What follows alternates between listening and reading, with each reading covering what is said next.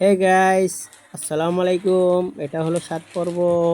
আমি আবারও তুলে ধরলাম। এই যে দেখেন, আমি তো আগে মনে করতাম এখানে আর কোনো সিঁড়ি নেই, একটা সিঁড়ি। এখন দেখেন এখানে আরেকটা সিঁড়ি সামনে দিয়ে এগিয়ে যায় এবং আমি কথা বলতে থাকি।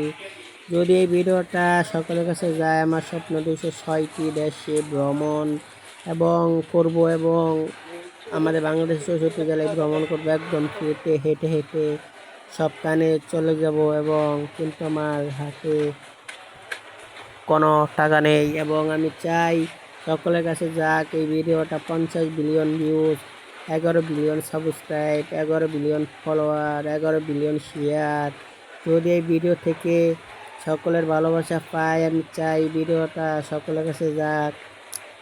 ইউটিউব, ফেসবুক 1,000 কোটি মানুষের কাছে চলে যাওয়ার অনুমতি দিক, সকলের কাছে যাক। আমি চাই, আমার স্বপ্ন, এবং আমি হাতছাড়া করতে চাই না। আমি আল্লাহকে ভালোবাসি, শেষ নবীজি হযরত মুহাম্মদ সাল্লাল্লাহু আলাইহি ওয়াসাল্লামকে ভালোবাসি। এবং এই বাংলাদেশে এই আমাদের এফডিসি, কারণ বাজার এফডিসি আমি এসেছি কষ্ট করে। এখন সকলেই নায়ক হতে পারবে যদি জয়লাভ করতে পারলে। এখন কেউ হাতছাড়া করবে না। এবং এই যত কেউ দাঁড়ায় থাকে এফডিসির বাইরে, এখন হাজার হাজার নায়ক, ভিলেন, অভিনেতা আবার নতুন করে চালু হবে এই 2026 সালে।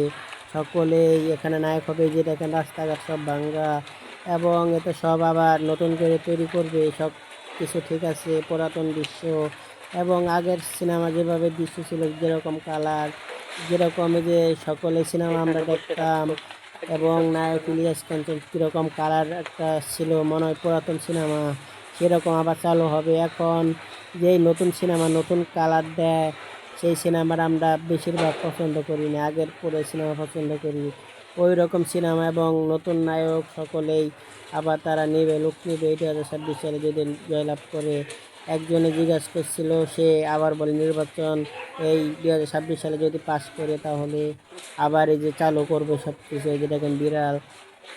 এখন এই যে দেখেন আমরা এখানে সব ঘুরে ভ্রমণ করলাম,